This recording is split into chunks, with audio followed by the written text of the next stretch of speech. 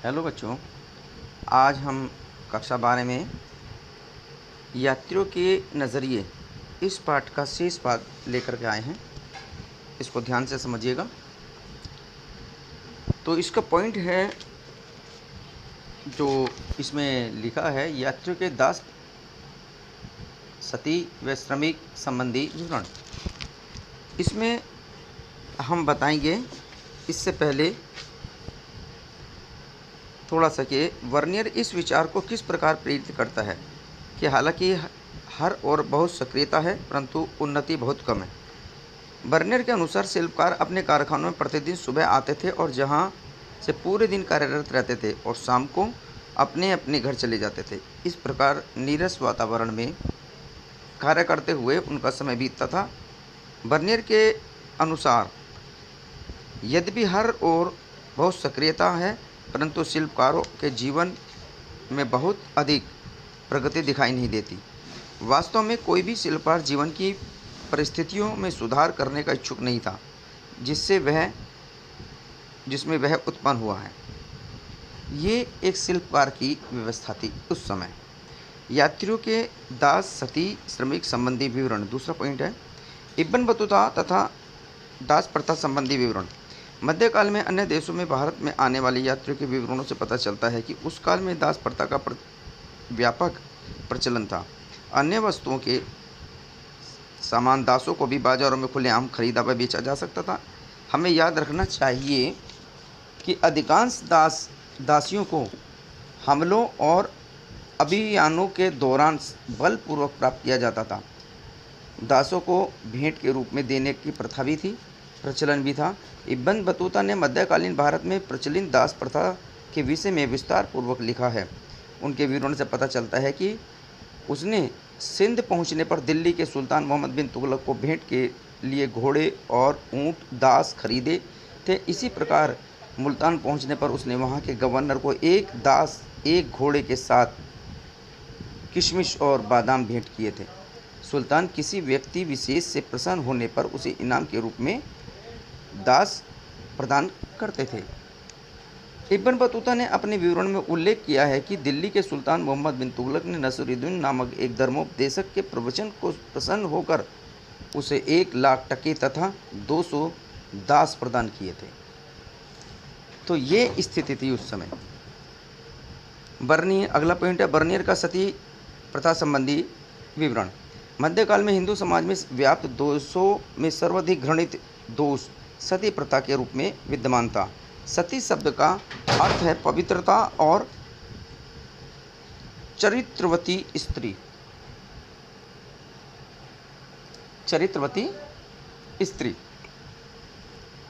किंतु सामान्यतः इसका अर्थ पत्नी के अपने मृत पति के शरीर के साथ जल जाने की प्रथा से लिया जाता है। बर्नियर भारत में प्रचलित स्त्री प्रथा के प्रति अत्यधिक आकर्षित हुआ और उसके वर्णन के अनुसार अपने एक वृत्तांत का महत्वपूर्ण भाग बताया।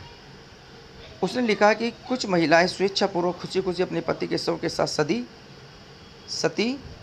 हो जाती थी, किंतु अधिकांश को ऐसा करने के लिए विवश कर दिया जाता था। लाहौर में एक बालिका के सती होने की घटना का अत्यधिक मर्मिक विवरण देते हुए उसने लिखा कि लाहौर में मैंने बहुत सुंदर अल्पवयस्क विधवा, जिसकी आयु मेरे विचार से लगभग 12 वर्ष से अधिक नहीं थी, कि बलि होते देखा। उस भयानक नरक की ओर जाते हुए वह असहाय छोटी बच्ची जीवित से अधिक मृत प्रतीत हो रही थी। उसके मस्तिष्क की व्यथा का वर्णन नहीं किया जा सकता।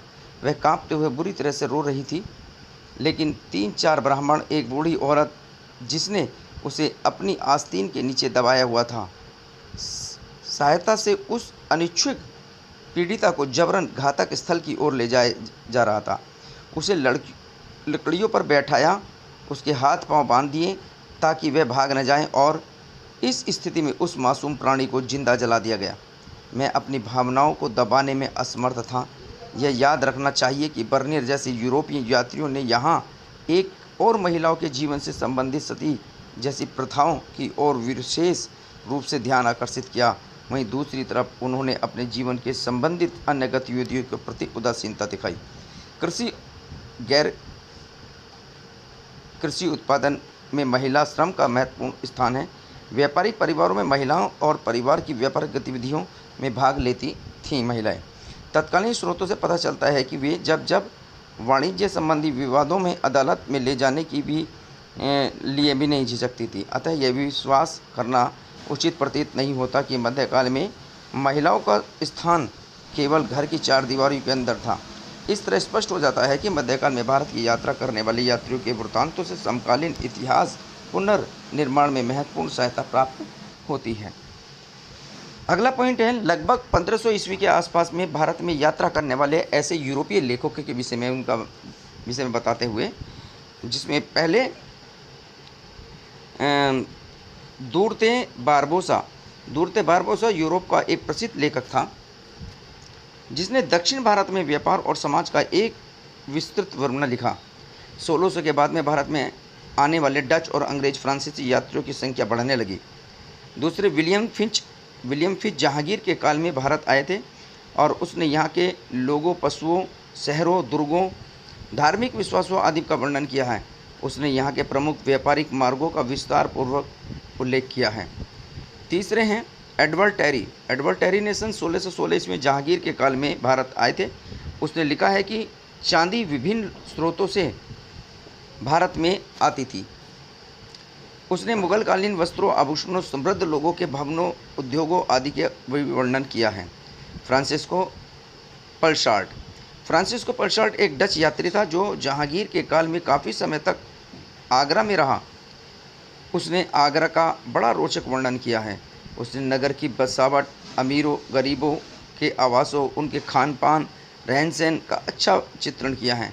उसके साथ ही यहाँ के लोगों में व्यापक गरीबी देखकर आश्चर्यचकित था। उसने कृषकों की अत्यंत दयनीय दशा का मर्मिक चित्रण किया है। जो बेसिस्ट तेवर्नियर एक फ्रांसीसी जौहरी था जिसने कम से कम 6 बार भारत की यात्रा की। यह विशेष रूप से भारत की व्यापारिक स्थितियों से बहुत प्रभावित हुआ। उसने भारत की तुलना ईरान और ऑटोमन साम्राज्य से की। मनुकी एक इतालवी चिकित्सक था। वह कभी भी यूरोप वापस नहीं गया और भारत में ही बस गया। फ्रांस का निवासी फ्रांसवा वर्नियर एक चिकित्सक, राजनीतिक दार्शनिक तथा एक इतिहासकार था। वह अन्य लोगों की भांति मुगल साम्राज्य में अवसरों की तलाश में आया था और सन 1656 में से 1668 तक भारत में 12 वर्ष तक रहा और मुगल दरबार के निकट से जुड़ा। पहले सम्राट शाहजहाँ के ज्येष्ठ पुत्र दाराशिकों के चिकित्सक के रूप में तथा बाद में मुगल दरबार के एक आर्मीनियाई और अमीर दानिशमंद खान के साथ बुद्धिजीवी तथा वैज्ञानिक के रूप में रहा। भारत में 10वीं से 17वीं शताब्दी इतिहास के पुनर्निर्माण का यात्रियों के विवरण का कुछ उल्लेख किया जाता है, जिसमें अधिकांश यात्री भिन्न भिन्न देशों के विभिन्न आर्थिक, राजनीतिक और सामाजिक परिदृश्य आए थे।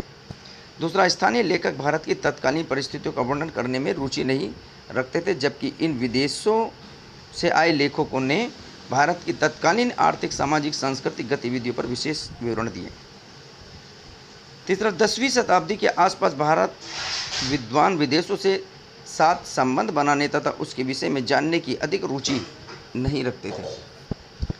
उनके परिणाम स्वरूप वे तुलनात्मक अध्ययन करने में असमर्थ थे।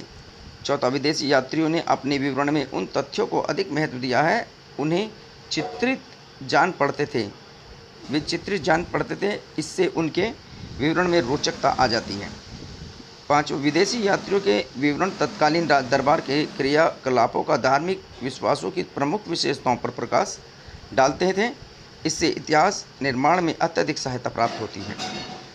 इन बिंदुओं के हम अलग पृथक रूप से भी इन यात्रियों के विवरण के साथ समझ सकते हैं। जैसे मुख्यतः 3 लोगों के विषय में बताते हैं। जैसे अलबरूनी के विवरण के रूप में मुख्य बिंदु थे। अलबरूनी ने तत्कालीन भारतीय समाज में वर्ण व्यवस्था तथा जाति व्यवस्था और व्यापक विवरण प्रस्तुत किए। अलबरूनी ने तत्कालीन भारतीय समाज में रूढ़िवादिता पर भी चर्चा की। अलबरूनी ने भारत में ज्योतिष, खगोल विज्ञान, गणित विस्तार की चर्चा की और इसे अद्भुत माना है। इब्न बतूता के अनुसार इसने भारतीय डाक व्यवस्था को अद्भुत कहा तथा इससे हमें परिचित भी कराया। इब्न बतूता के विवरण के अनुसार हमें बताते हैं कि उस समय तक भारत में नारियल तथा पान की खेती का व्यापक प्रचलन हो गया था। इब्न बतूता ने दासों का भी विस्तार से विवरण किया है, जिसमें ज्ञात होता है कि तत्कालीन समाज तथा राजनीतिक व्यवस्था में दासों की महत्वपूर्ण भूमिका थी। इब्न बतूता ने भारतीय बाजारों तथा व्यापारियों की संपन्नता का भी व्यापक विवरण दिया है, और जिसमें ज्ञात होता है कि तत्कालीन भारत आर्थिक रूप से समृद्ध था। वर्नियर का विवरण, वर्नियर ने क्या बताया है वो सुनिएगा। वर्नियर ने अपने ग्रंथ travels in the Mughal empire में जो विवरण दिया है उसका संक्षिप्त तथा बिंदुवार विवरण निम्नलिखित है। वर्नियर के अनुसार भारतीयों को निजी भू स्वामित्व का अधिकार प्राप्त नहीं था। वर्नियर ने सती प्रथा पर भी विस्तार से विवरण दिया है, और वर्नियर ने मुगल सेना के साथ कश्मीर गया था और अतः उसने अपनी यात्रा का विस्तृत विवरण भी दिया है। इसमें हमें ज्ञात होता है कि उस समय यात्रा में किन वस्तुओं की आवश्यकता हमें होती थी जो हम अपने साथ लेके जाया करते थे। इस तरह स्पष्ट होता है कि समकालीन यात्रियों के विवरण इतिहास को समझने तथा उसका निर्माण करने में अत्यधिक सहायक होते हैं। ये पाठ यहीं समाप्त होता है और इसके प्रश्न उत्तर आप अपने शब्दों में करेंगे, और आपने संभवतः किताब ले भी ली होगी। इस किताब के माध्यम से उन प्रश्नों के उत्तर अपनी कॉपी में लिख करके ग्रुप में वीडियो सेंड कीजिए। आज इतना ही, धन्यवाद।